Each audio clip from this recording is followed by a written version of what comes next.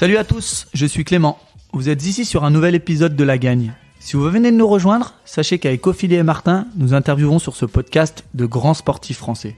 Toutes les 2 semaines, nous avons l'honneur de recevoir à notre micro un grand champion et nous retraçons ensemble l'une des compétitions les plus marquantes de sa carrière. Aujourd'hui, on vous emmène avec nous à la rencontre de l'une des meilleures joueuses françaises de golf, Agathe Sauzon. Agathe côtoie les greens de golf depuis l'âge de 7 ans, grâce à sa grand-mère qui lui a transmis cette passion. Pour rappel, un parcours de golf se compose de 18 trous. Le but du jeu est de mettre la balle dans le trou à l'aide d'un club, en faisant le moins de coups possible. Un parcours comprend 18 trous, c'est-à-dire 18 étapes différentes. À chaque trou est attribué un score idéal qu'on appelle le par. Généralement, les pars sont de 3, 4 ou 5. Agathe, qui évolue en tant que professionnelle depuis 2015, nous raconte une compétition qui l'a particulièrement marquée. On se replonge avec elle dans son tournoi de golf au Kenya en octobre 2019. Elle joue très gros sur ce week-end puisque sa performance déterminera son ranking. Elle doit se maintenir dans les 70 meilleures joueuses européennes pour continuer d'évoluer en tant que joueuse professionnelle en première division. Ce week-end est vraiment symbolique pour Agathe puisqu'il provoque en elle un véritable déclic. Elle sait qu'elle a tout en elle et qu'elle est capable. Quelle stratégie va-t-elle mettre en place pour gagner sa carte ? Agathe nous fait rentrer dans sa tête le jour J, ce jour où tout finit par s'aligner. D'ailleurs, petit clin d'œil rigolo, promis, on n'avait rien anticipé, l'épisode porte le numéro 18. Très bonne écoute les winners.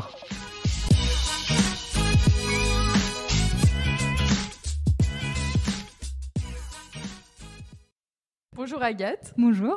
Eh bien écoute, merci beaucoup d'avoir accepté de nous donner cette interview. Donc on se réunit ici au golf de Valence.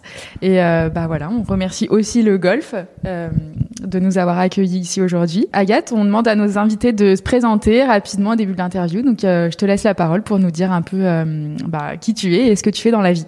Très bien, merci aussi, c'est un plaisir de vous avoir. Je m'appelle Agathe Sauzon, je suis joueuse professionnelle de golf sur le circuit le Ladies European Tour, qui est la première division européenne. J'ai 29 ans, c'est ma 5e année pro maintenant. J'ai commencé le golf assez jeune, à 7 ans. Grâce à ma grand-mère qui me gardait, qui m'emmenait à l'école de golf. Puis après, c'était un peu mon but de la battre. Donc c'est comme ça que je me suis mis à la compétition au début, mais je l'ai vite battue. Donc tu as été un petit peu le salut Agathe déjà. Oui, bonjour. Tu as été le caddie de ta grand-mère quand tu étais petite, alors c'est ça ? C'est comme oui. Ça qu'on appelle la personne qui accompagne c'est ça, tout le à golfeur fait. Ou la golfeuse, c'est ouais, ça ? Tout à fait. Le caddie, c'est celui qui ou tire le chariot ou porte le sac du golfeur. Et oui, ça m'est même arrivé, j'ai une petite anecdote où une fois, je courais un peu de partout comme je suis ma grand-mère et j'ai pas entendu que le joueur d'en face a crié balle et je me suis reçu la balle sur la tête. Ah. Mais ça va, j'ai pas été assommée parce qu'elle avait rebondi avant, donc ça allait. Tu nous as dit que c'est grâce à ta grand-mère que tu as commencé le golf. Est-ce que tu peux nous expliquer ce sport ? Donc, quelles sont les règles ? Alors c'est vrai que c'est un sport qui est pas encore très démocratisé en France, mais je pense que ça commence à s'ouvrir, à avoir quand même des images. C'est un vrai sport, je le dis bien. Après du coup c'est on tape dans une balle, on a plusieurs trous, on a 18 trous avec des distances différentes et du coup on joue et on essaye de faire le moins de coups possible. Donc souvent on doit faire 72 coups. Donc ça veut dire qu'on est dans le par, ça veut dire 0. Et souvent quand on débute on fait 20 ou 30 coups de plus, ce qui est normal. Mais du coup, après, arrivé à mon niveau, on essaye de toujours jouer en dessous du par, toujours autour de -1 jusqu'à -10. Ça serait très beau à faire, mais j'ai pas encore fait.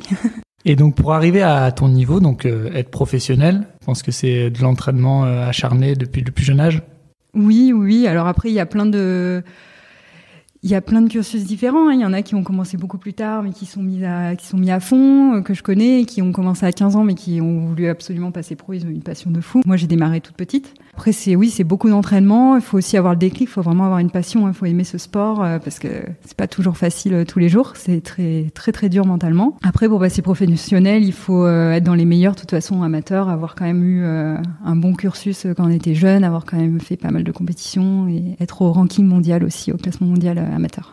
Et à partir de quel âge tu as vu que tu avais des qualités pour être golfeuse, quoi ? Tout de suite, le coach, il a senti en toi des qualités. Oui, c'est vrai que j'ai eu mes coachs qui m'ont poussé direct à la compétition, à jouer, voilà, tout ce qui est les championnats de France, les internationaux après quand j'étais jeune, les championnats d'Europe, tout ça. Après, comme moi, j'étais en cursus normal à l'école, comme je m'entraînais beaucoup moins que d'autres jeunes qui étaient dans les pôles, tout ça, j'ai jamais eu le niveau de mon âge en fait. J'étais toujours un tout petit peu en dessous, donc je jouais les compétitions. J'ai jamais fait des exploits. Quand j'étais très jeune, j'ai jamais gagné des championnats de France, tout ça.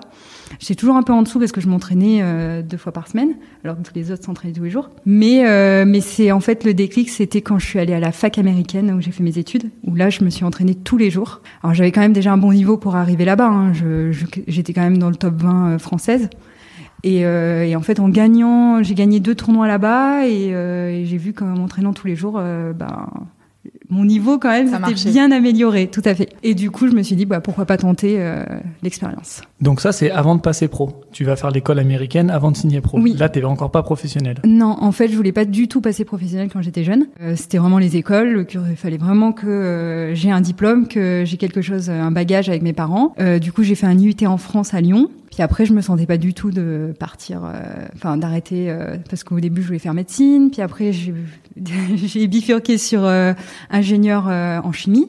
Et je voulais pas faire une école d'ingénieur parce que du coup plus de golf du tout. Alors l'IUT, ils m'ont dit bon, il y a pas de souci, vous pouvez rater quelques semaines de tournoi, mais bon, c'était compliqué. Et du coup, j'avais eu cette chance des États-Unis où en fait on a une bourse grâce au golf, on joue pour l'équipe universitaire et du coup on fait aussi des études là-bas. Donc c'est une chance de fou. Enfin moi j'ai adoré l'expérience parce que on est complètement dans un autre pays, il y a déjà la langue, on voyage, on est de partout. Enfin voilà. Et j'ai pu faire aussi des très bonnes études. Et en plus, aux US, le sport, c'est beaucoup plus important que dans les universités françaises, non ? Enfin, j'ai l'impression que la place du sport est plus importante là-bas. Ah oui, beaucoup plus. Déjà, moi, mes teammates américaines, elles avaient déjà fait 3 ou 4 sports. Il y en avait une qui était aussi en équipe de golf, mais qui pouvait aussi être en équipe de basket.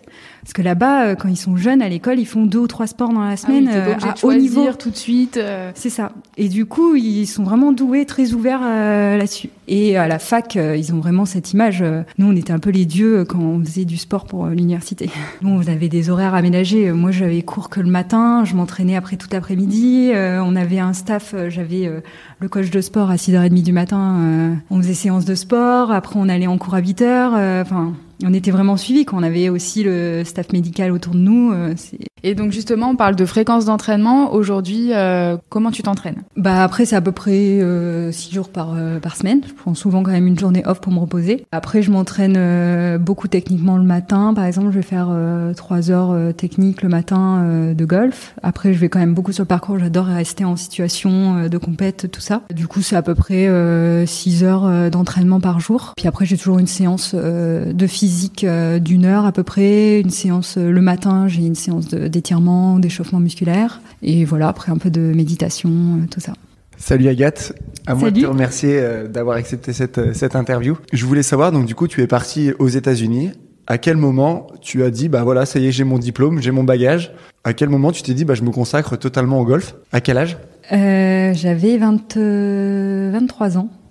Donc c'était mon dernier mois avant d'avoir mon diplôme aux États-Unis. Donc je venais de faire du coup mes 5 ans d'études.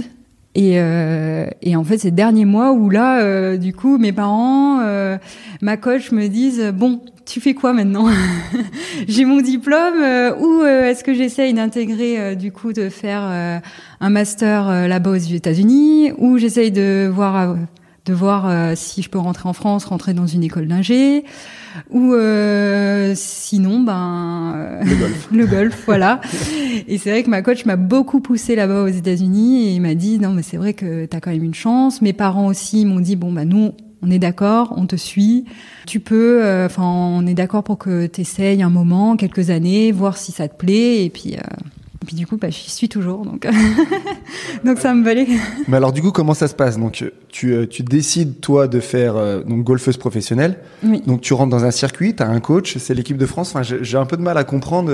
Non, alors là, on n'est pas du tout... on n'est plus du tout dans une équipe de France. On est vraiment solo. On doit créer notre staff, s'entourer du coup des personnes qu'on veut. Après, la fédération, quand moi je suis passée pro, avait créé un petit pôle en fait France Dames où ils nous aidaient les joueuses amatrices à nous aider un peu au niveau. Du coup, on avait des coachs quand même à Paris, on pouvait y monter, on avait quand même l'expérience de ces coachs-là pour nous préparer au plus haut niveau. Donc quand je suis passée pro, j'étais du coup mes 3 premières années à Paris, où je m'entraînais du coup avec tous ceux de l'équipe de France. Mais normalement, tu organises ton staff, tu fais toi-même, et après, tu dois passer des cartes d'accès, c'est des compétitions, on appelle ça les Q-School. Et là, du coup, t'as le premier. En Europe, t'as que 2 stages. Donc, première étape sur une semaine de 4 tours. Après, la deuxième étape, c'est sur 5 tours. Donc, on est à peu près 120 joueuses et c'est les 20 premières qui ont du coup un accès sur le circuit, la première division européenne.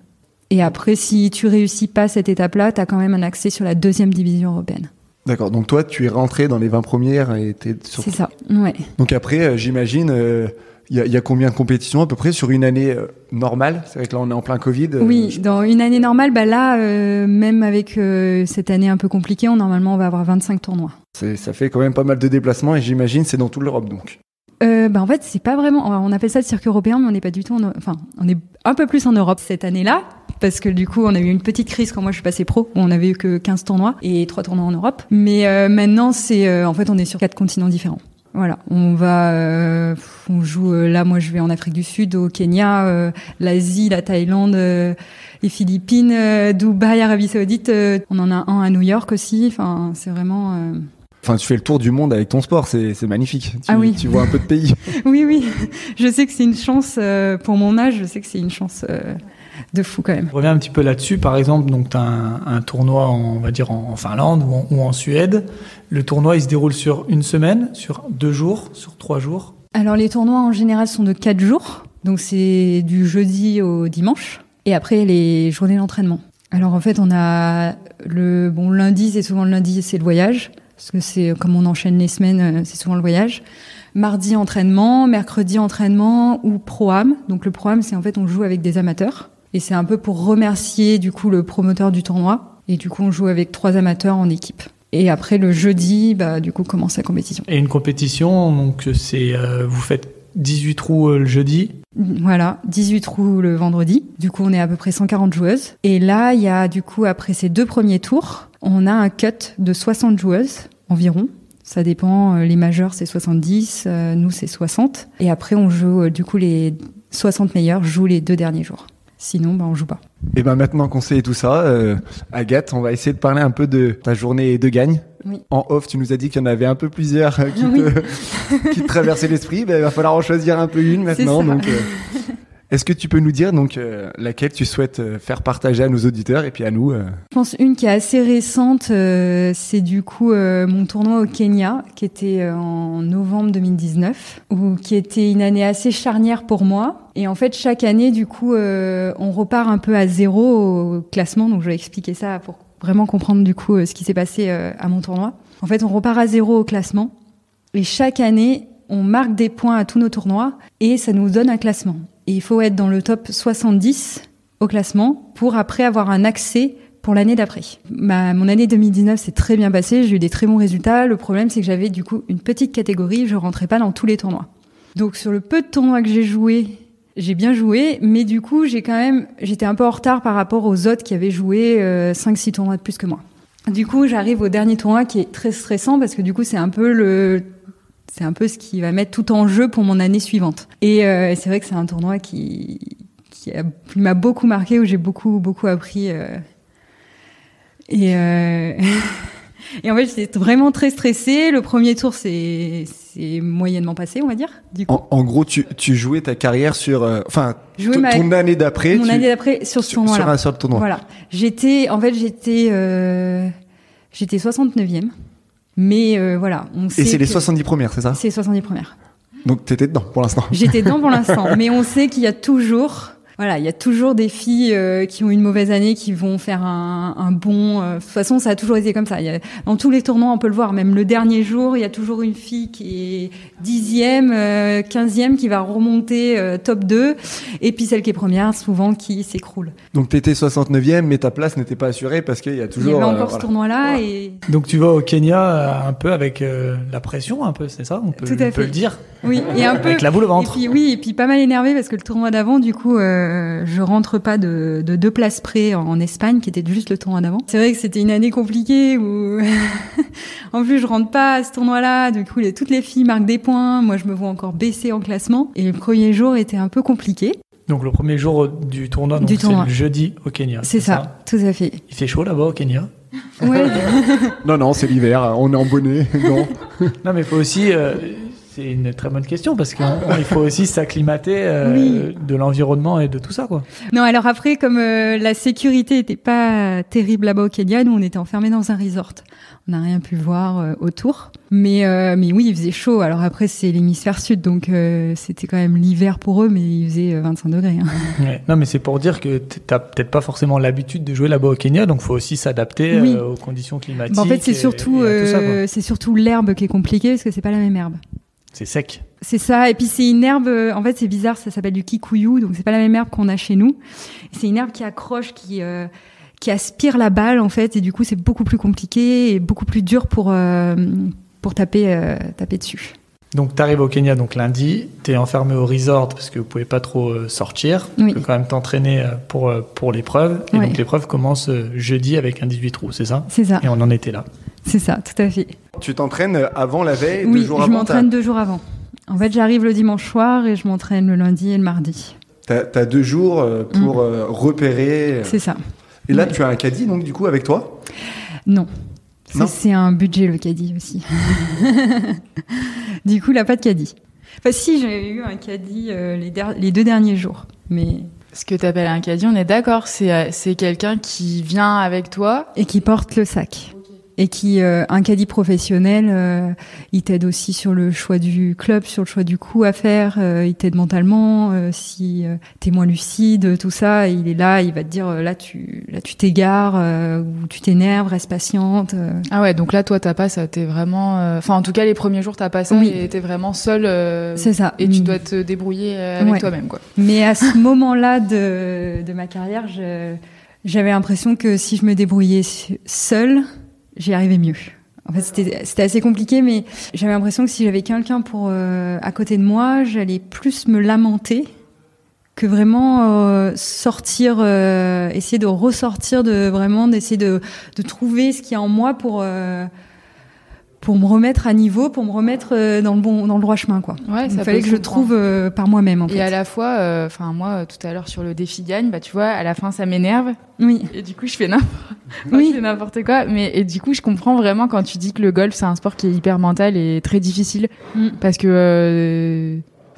c'est énervant quand tu y arrives pas, quoi. Oui, non, mais c'est vrai. Tu le contrôles pas. Après, il y a des moments, là, par exemple, ce matin, je fais un drive, je fais un coup parfait, pile dans la ligne où je voulais, où on avait dit avec mon coach. Puis, je tombe au mauvais endroit, peut-être sur un caillou, j'en sais rien. Et en fait, elle a pris le mauvais rebond. Je me suis retrouvée à côté d'un arbre. Mais c'était, après, voilà, comme m'a dit mon coach, il m'a dit, bon, souffle, c'est pas grave. T'as fait le coup parfait. T'as fait le coup que tu voulais et voilà, tu peux rien. Tu vas peut-être aussi faire un mauvais coup, prendre un arbre et elle va revenir en plein milieu.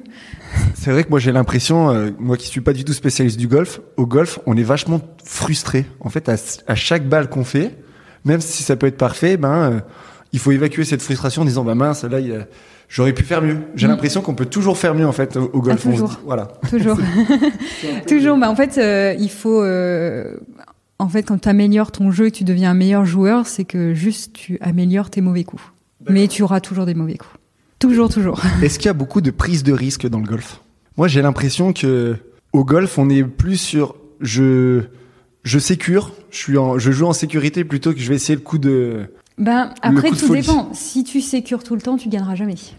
Donc c'est un dilemme entre. Voilà. De temps en temps, il faut le savoir. Faut savoir s'écouter. Il faut se dire non, là, il faut que je joue safe parce que il y a de l'eau à gauche, il y a hors limite à droite, donc je peux perdre ma balle. Là, je sens pas le coup. Non, j'y vais pas. Mais à des moments, faut prendre le risque, sinon tu gagnes pas le tournoi. Voilà. Et donc il faut l'avoir travaillé aussi à côté. Faut je sens le coup. Et puis de temps en temps, le caddie qui est à côté, il va te dire non. Mais si tu le sens, c'est comme ça. Et de temps en temps, tu te dis, c'est un coup que j'aurais réussi 1 fois sur 10, mais là, à ce moment-là, je le sens, faut le sortir.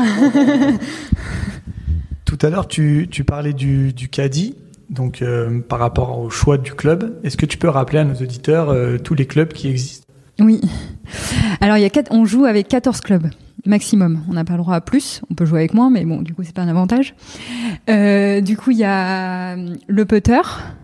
Donc, ça, c'est quand on arrive près du trou. Donc, c'est quand on arrive près du trou et qu'on doit faire rouler la balle au trou. On peut utiliser le putter sur le green, mais aussi sur le fairway. De temps en temps, c'est plus sécurisant que de temps en temps essayer du coup de faire des approches avec un petit fer. Après, on a des wedges, on appelle ça. Donc, il y a plusieurs degrés. En fait, après, ça s'ouvre de plus en plus. Donc, il y a une ouverture 58. Donc, ça, c'est plus pour faire des balles du coup dans le bunker. C'est dans le sable, voilà, les trous de sable. Ou pour faire des coups, des approches en fait qui sont à côté du green, un peu plus balles hautes, qu'on appelle ça des lobes. Et il y a beaucoup de mots au golf, faut connaître, parce que c'est vrai que sinon on parle un peu charabia. Sandwich, c'est ça, non ? Voilà, sandwich. Après, par exemple, moi j'ai un 58, j'ai un 54 degrés aussi. Ça c'est pour faire un peu plus fermé. Et en fait, tous ces clubs, donc du coup on en a 14, j'ai 58, 54, 50. Après j'ai le pitch qui est à 46 degrés, le 9 qui est du coup 4 degrés de plus. Jusqu'à arriver en fait au bois mon bois il est à 22 degrés. Après j'en ai un à 19 degrés, un à 15 degrés. Et le driver, celui où on va du coup le plus loin, il est à 10 degrés. Pour resituer un petit peu pour nos auditeurs qui seraient un peu novices, généralement on dit on commence par un bois, on utilise un fer et on finit par le putter pour rentrer la balle dans le trou. Oui. Voilà. Et donc c'est l'inclinaison l'inclinaison du club. Du club. Oui. Qui change. C'est ça. Et du coup, si le club est plus ouvert, la balle va moins loin. La balle va plus haut, mais elle va moins loin. Voilà. Et du coup, moi, mes clubs, ils ont chacun à sa distance. Je sais qu'avec le 58, je fais 70 mètres. Le 54, je fais 85. 50, 95. Et j'ai à peu près 10 mètres entre chaque club. Donc ça, c'est propre à toi. Ça, c'est propre à moi. Voilà. Mais après, les gens ont de toute façon une différence à peu près de 8-10 mètres entre chaque club. Et du coup, on peut jouer vraiment tous les coups. On a vraiment, on arrive sur un trou, on a tapé notre balle. Là, on est à 140. Pour moi, je vais taper mon fer 7. Et je sais que je vais arriver à 140 au trou. Première journée, le jeudi. Tu dis que ça se passait pas forcément comme tu voulais, alors ? Non, ça s'est pas passé forcément comme je voulais. J'ai fait du coup plus 4 au-dessus du par. Donc il est pas très bien, mais c'est vrai qu'avec la pression, tout ça, voilà. Donc un peu stressant parce que du coup il y a toujours ce cut à 60 pour du coup jouer jusqu'à la fin, jouer les 2 derniers jours, tout à fait. Et du coup là je suis à peu près 50e, 60e, je suis vraiment pas loin. Et je joue l'après-midi le deuxième jour. Donc il y a déjà pas mal de filles qui sont rentrées le matin, donc on sait à peu près à combien va être du coup le cut à 60. Et je commence très très mal ma partie. Mais mes 8 premiers trous sont très très compliqués. Donc je me retrouve déjà à plus 3. Donc c'est-à-dire à plus 7 total, du coup avec le tour d'avant. Et là je vois le panneau du coup au trou numéro 9 et je vois le panneau et il marque le cut à du coup plus 6. Et toi, t'es à plus 7. Donc moi, je suis à plus 7. Donc déjà, t'es pas dedans. Non, là, je suis pas dedans. Il te reste 9 trous pour... Tout à fait. Et t'as pas de caddie en plus, et t'es toute seule contre toi-même. C'est ça. Et là, j'ai eu un moment où, quand j'ai vu ce panneau, déjà, je me suis engueulée toute seule à me dire pourquoi avoir regardé ce panneau ? Parce qu'en fait, on se bat, les golfeurs, on se bat avec ce score. Parce que le problème, c'est que comme c'est lent, c'est 4h30 sur un parcours, on a le temps de cogiter. On a le temps, le vélo, il tourne dans la tête et on a le temps, du coup, de voir tous les scénarios possibles, de s'imaginer, là, je vais faire ça, j'ai mon score qui est là, je suis à temps. Là, je me suis engueulée et là, je me suis dit, non, mais c'est bon, c'est mort, mon année est finie, j'ai vu mon scénario, le pire, ce qui pouvait m'arriver de pire, je pense. Et du coup, j'arrive sur mon trou numéro 10, du coup, comme il me reste que 9 trous. Puis là, j'ai eu un super coup encore très mal, qui a eu vraiment un très très mauvais rebond. Donc je me retrouve encore à faire un bogey, donc je me retrouve du coup à plus 8. Quand tu dis faire un bogey, ça veut dire que tu le fais... Je fais 1 au-dessus de ce qu'on m'avait dit. Du coup, en fait, il fallait faire 4 coups sur le trou et je fais 5 coups. Et juste avant, c'était vraiment, je faisais montagne russe parce que juste avant, je venais de faire du coup un birdie, donc 1 en dessous. Donc me dire ah tiens, ça me remet dedans. Et puis hop, je suis repartie, mais vraiment à 0-0. C'était montagne russe. Et puis là, en fait, je me suis botté les fesses, vraiment. Je me suis vraiment parlé à moi-même. Et là, je me suis vraiment rendu compte qu'il fallait que je me parle jusqu'au bout de la partie. Que je m'encourage, mais genre avant chaque coup, j'étais là, non mais Agathe, tu peux le faire, force-toi. Dès qu'il y avait une mauvaise image, je soufflais, j'essayais de me dire non mais c'est bon, Agathe, tu sais faire. J'imaginais avoir vraiment des images positives de ce que je sais faire, ce que j'ai fait toute l'année, où j'ai vraiment bien joué toute l'année. Et du coup, c'est vrai que la roue a tourné, parce que le trou d'après, du coup... C'est les montagnes russes. Mais c'est ça, mais les vraies montagnes russes. Et le trou d'après, du coup, je refais un birdie, donc je repasse un en dessous. À plus 7, du coup ? Du coup, à plus 7. Et le trou d'après aussi. Donc, je repars dans une très très bonne dynamique. Et puis, je me suis dit, mais Agathe, arrête de t'écouter, quoi. Toute l'année, t'étais pas du tout comme ça. Et je suis restée comme ça, du coup, jusqu'à la fin de la partie. Et du coup, je fais 4 birdies pour finir. Donc, je gagne 4 coups. Donc, je reviens, du coup, à plus 4. Ah, donc t'es dans le cut. Du coup, là, je suis dans le cut. Quand on dit être dans le cut, du coup, je joue les 2 derniers jours. Donc, c'est-à-dire marquer des points pour le classement et du coup, gagner ma carte. Et c'était vraiment... il fallait vraiment que j'arrive à faire ça, en fait. J'avais pas besoin de faire top 10, n'importe quoi, mais j'avais vraiment besoin de réussir à faire ça. Et c'est vrai que c'était un moment où je me suis dit, mais en fait, j'ai besoin de me mettre dans le dur pour pouvoir vraiment sortir et pouvoir me parler. Enfin, c'était hyper fatigant. J'étais vraiment fatiguée à la fin, mais bon, ça a marché. Et du coup, alors la fin de ce 2e jour, ton objectif est plus ou moins rempli, du coup. Ça veut dire que tu sais que l'année d'après, tu vas toujours être dans le classement... L'AD1. Européen, ouais, le tour tout européen, à fait. donc l'AD1. Ton état d'esprit pour les 2 derniers jours, c'est quoi, prendre du plaisir, ou c'est quand même aller chercher quelque chose l'esprit compétition, je pense qu'il part jamais, mais est-ce que tu as moins de pression ? Est-ce que tu as senti cette différence de pression ? En fait, j'avais quand même une pression. Parce que, en fait, j'ai voulu, comme, le soir, je sais pas pourquoi, j'ai encore calculé comme j'avais fait le 2e jour après 9 trous. Et puis c'est vrai, je me suis dit non, en fait il y a des filles, c'est le tournoi, le dernier tournoi, c'est vraiment hyper stressant parce qu'il y a tout le monde qui est en train de calculer ah tiens, cette fille-là, elle était derrière moi, mais là elle a super bien joué pour l'instant, elle peut peut-être me passer devant, machin. Mais on sait pas ce qu'ils vont faire, il reste 2 jours. Donc je sais pas pourquoi, je me suis mise à calculer parce que du coup, j'avais une copine qui était aussi dans la même chambre que moi, pareil, à calculer tout ça. Et en fait, je me suis dit, non, en fait, il faut juste pas que je passe le cut, mais il faut vraiment que je finisse top 30.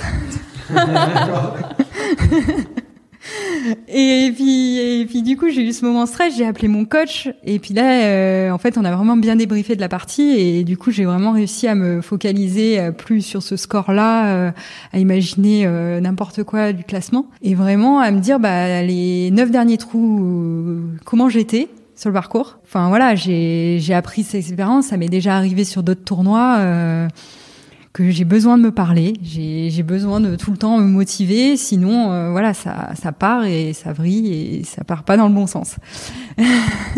Moi j'ai une question un petit peu bête, est-ce que sur les 4 jours, les trous c'est exactement les mêmes ou ils déplacent sur le green ? Non, ils déplacent à chaque fois. D'accord, donc ça veut dire que t'as quand même un moment tu vas regarder le trou, comment ça se passe ? Est-ce que... Non, on le sait. En fait, on le sait pas. Il nous donne une distance. D'accord. Il nous donne un petit papier avec les distances qu'il va avoir du coup, mais on ne sait pas après si du coup on fait en fait une très bonne reconnaissance du parcours avant la compétition. Et du coup, on marque tout. On a un carnet avec, on marque toutes les pentes, là où il faut rater, là où il faut pas rater, là où il faudrait jouer pour que la pente ramène la balle, tout ça. Donc d'accord. Normalement, donc le trou est quand même différent sur le green, il le change un peu d'endroit. Oui. Donc du coup, tu te remets une pression en plus ? Je me remets une pression, mais c'est vrai que ça m'a du coup vraiment beaucoup aidé. Parce qu'en fait, il fallait pas que je me laisse à cet objectif, quoi. Il fallait vraiment que je change d'objectif et du coup, ça m'a vraiment beaucoup aidé. Et je suis restée dans cette optique-là, à vraiment me parler toute la partie. Mais je me disais, allez, mais juste ça, c'était... Et vraiment, ça résonnait dans ma tête, quoi. Mais je trouve que ça, on le fait un peu tous. Ouais, dans le sport. Quand on est en difficulté. Oui, mais oui. Mais c'est vrai, non ? Vrai, ouais. Tu fais pas ça, Clem ? Je suis jamais en difficulté, moi. On a pu le voir sur le défi. Ça y est, il a la grossesse, ça y est. Il va devenir numéro 1. C'est une boutade, bien sûr. Oh, je te jure. Non, mais après, ça dépend. Il y en a qui vont vite lâcher, en fait. Je pense que il y en a, ils ont l'état d'esprit d'un sportif. Et on le voit. Il y en a, ils vont pas lâcher. Et du coup, comme tu dis, nous, on le fait tous. Peut-être pas tous, en fait. Il y en a qui lâchent. Et d'autres qui se disent, non. On a tellement bossé pour que non, on va pas gâcher alors que c'est que le mental et qu'on a tout en fait, on a le talent quoi. Et c'est vraiment à partir de ce moment-là, de ce tournoi au Kenya où tous les autres tournois d'après, tu te parlais, tu t'encourageais. Tout ça à a fait. Vraiment été ce déclic-là qui t'a... En fait, c'était un déclic parce que je me suis dit non, il faut que je me fasse confiance. Déjà, il faut que je me fasse confiance dans mon jeu. Et il faut que j'arrête de cogiter, que je profite, que de toute façon il y aura des semaines qui seront plus compliquées que d'autres. On peut pas gagner à tous les tournois, on peut pas être top 10 tous les tournois. Et c'est vrai que du coup le début de saison 2020 c'est hyper bien passé où vraiment j'ai enchaîné les tournois, même si j'avais beaucoup bossé techniquement, que j'étais un peu perdue au premier tournoi en Australie, du coup c'était c'est quand même passé alors que j'avais pas de repères, rien. Du coup avec ça, j'étais vraiment, je jouais quoi, je m'amusais, je faisais mon truc, mais du coup, j'avais pas la pression de la compétition vraiment. Est-ce qu'on peut parler d'un nouvel état d'esprit du coup, une nouvelle Agathe Sozon après ce tournoi du Kenya? Je pense, ouais. Ouais, vraiment une transformation. Tu penses vraiment? Après, c'est arrivé à quelques tournois avant, mais ça m'avait pas autant marqué en fait. Que là, ça m'avait vraiment marqué parce que là, du coup, j'ai vraiment vu ce qui s'était passé avec ce tournoi-là. Alors qu'avant, je sais qu'il y a 2 ans, pareil, il y a 3 ans, en 2017, où pareil, je me prends 2 claques les 2 premiers jours et à un tournoi aux États-Unis où il fallait être dans le top 90 et pour jouer après pour avoir accès du coup sur le circuit aux États-Unis. Et du coup, je prends une grosse claque les 2 premiers jours. Je suis 200e, un truc comme ça. Et pareil, là, je me suis parlé, j'ai rien lâché, rien, mais ça avait pas fait autant le déclic. J'avais vu que ça, j'en avais besoin, mais pas autant qu'au Kenya, du coup. Moi, j'ai un peu l'impression, à t'entendre parler, que à chaque tournoi, en fait, tu gagnes en expérience et oui. Ça te sert, en fait, à chaque fois, toute ton expérience te sert à chaque fois sur les prochaines échéances. Donc, je trouve ça assez... c'est dingue quoi de à chaque fois reprendre tiens là j'ai bien fait faut faire comme ça et là-bas j'avais mal fait j'essaye d'éviter quoi donc c'est assez mais ça évolue beaucoup. Moi j'ai pas mal travaillé techniquement et c'est vrai que voilà au début je pensais qu'il fallait que je me mette dans le dur pour réussir à sortir et être vraiment en fight, vraiment que c'était une guerre contre ce parcours et voilà. Et puis en fait, j'ai réalisé que j'avais pas besoin de autant me mettre dans le dur, que j'utilisais quand même beaucoup d'énergie pour ça et que j'avais d'autres manières pour me mettre dans le fight sans vraiment me mettre dans le dur.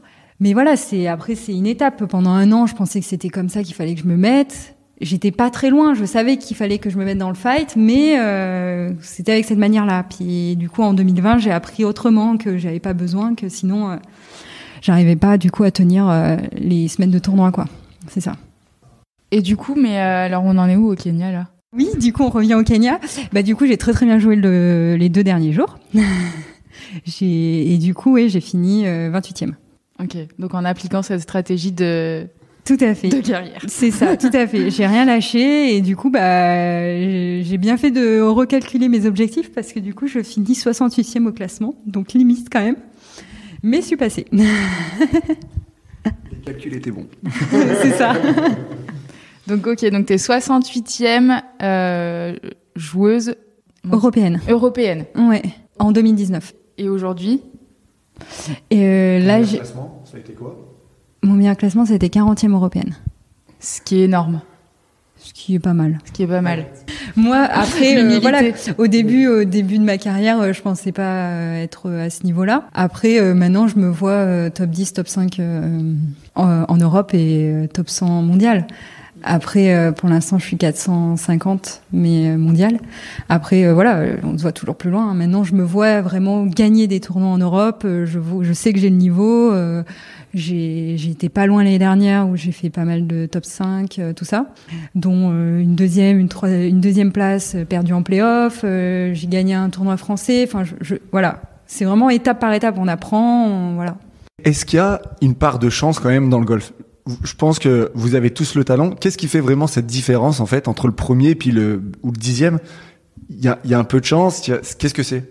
Peut-être les conditions climatiques aussi qui font que des fois, ouais. Lui, il y a eu du vent, toi t'en as pas eu, ou inversement. Alors ça peut arriver parce que les 2 premiers jours de tournoi, il y en a qui jouent le matin, d'autres qui jouent l'après-midi.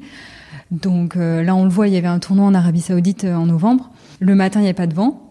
Les filles jouaient en moyenne dans le par au -2. L'après-midi, on jouait toutes +3, +4. Oui, donc il y a quand même... Donc il y a une grosse différence là-dessus. Mais après, je pense que la différence, c'est vraiment au niveau mental. En fait, on tape toute la balle de la même manière. On joue toutes pratiquement pareil, on a pratiquement toute la même technique. On s'entraîne, je pense, toutes de la même manière. On a toute envie. Mais après, c'est vraiment mentalement, comment tu es, est-ce que ça va te toucher tes mauvais coups. En fait, c'est surtout les mauvais coups s'ils te touchent ou si tu restes dans le même état d'esprit. Parce que vraiment, on peut vraiment faire le yo-yo. On peut taper un mauvais coup, être à 0, puis faire un coup euphorique, avoir un coup de chance, un truc, et là, c'est l'euphorie totale. Et du coup, faut vraiment rester hyper simple et être sur la même... Et on voit qu'il y a beaucoup d'Asiatiques, nous, sur notre circuit. On les appelle un peu des robots, ils ont pas beaucoup d'émotions. Mais ça marche bien dans ce sport. C'est quoi ton record de parcours ? C'est combien en dessous du par ? -8. -8. Je vais dire ça à mon père, il va être impressionné. Lui, il a +20 pour l'instant. On leur fait une petite dédicace, d'ailleurs, les golfeurs du dimanche. Mais oui, il faut pas qu'ils perdent espoir. On peut quand même se faire plaisir à tous les niveaux. Et d'ailleurs, une carrière de golfeur ou même de golfeuse, c'est combien d'années ? Il n'y a pas forcément d'âge ? Non, c'est assez long. Parce qu'il y a même des circuits seniors, tout ça. Donc c'est assez long. Après, les femmes, c'est un peu plus court parce que souvent elles veulent fonder une famille. Mais bon, il y a des dames qui jouent encore à 45 ans, qui jouent encore. Hein. Sur le circuit, oui. Comme toi. Oui. Je rebondis. Tu t'imagines comment alors, toi, pour la suite ? Pour l'instant, j'avoue, moi, je suis bien comme ça. Donc, tu devrais jouer jusqu'à encore plusieurs années. Enfin, vraiment, oui. Tu veux pousser le truc. Oui. En fait, pour l'instant, je suis sur le circuit européen, mais voilà, il y a encore plein de choses à faire. Les JO, pour l'instant, je pense pas les jouer cette année parce que c'est le top 2 et je suis 4e française, donc peut-être 2024, voilà. Ça sera l'objectif. On croise les doigts pour toi. C'est gentil. Mais sinon, oui. De toute façon, il y a encore plein de. J'ai l'impression que je peux encore évoluer. Je joue pas encore sur le circuit mondial qui est aux États-Unis. Donc voilà, il y a encore tellement de choses à faire encore beaucoup d'années.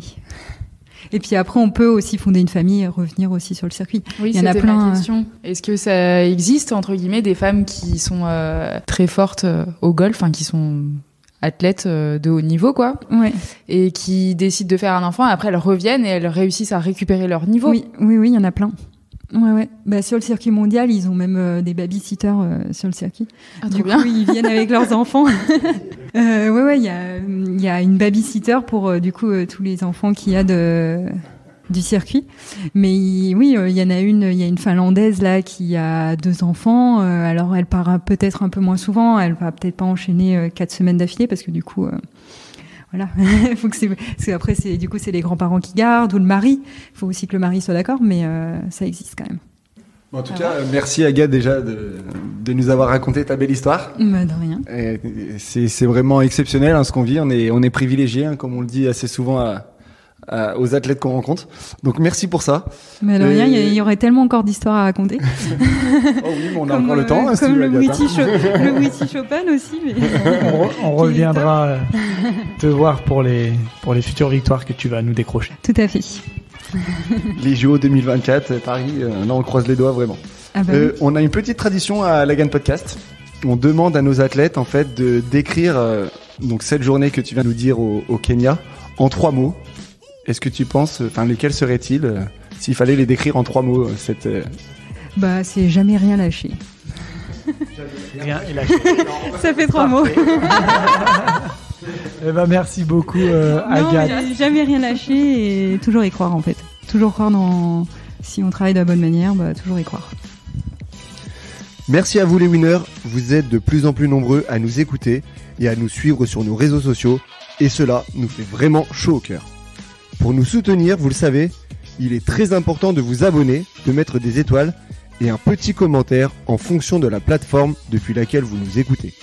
Et surtout, le plus important, suivez-nous et partagez-nous sur Instagram et sur Facebook. Nous réalisons depuis peu des défis avec nos invités. Les vidéos sont dispo sur Insta et Facebook. Rendez-vous sur Instagram mercredi soir 19h pour visionner le défi gagne d'Agathe. Nous espérons que vous passez de bons moments à les visionner. Pour connaître les actus d'Agathe, n'hésitez pas à la suivre sur son compte Instagram @AgatteSauzon et lui envoyer de la force pour ses prochains tournois et peut-être un jour des JO. À lundi prochain pour un nouvel épisode les winners. D'ici là, n'oubliez pas d'avoir la gagne.